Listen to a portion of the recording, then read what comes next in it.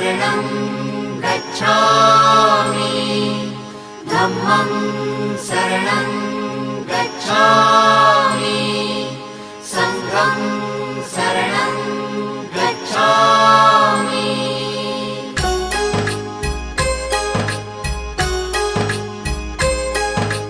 बुद्धं शरणं गच्छामि धम्मं शरणं गच्छामि संघं शरणं गच्छामि। त्यागमूर्ती तू शांत चित्त तू योग रूप संसारी दया प्रेम अन मानवतेचे प्रतीक तुझी ईश्वरी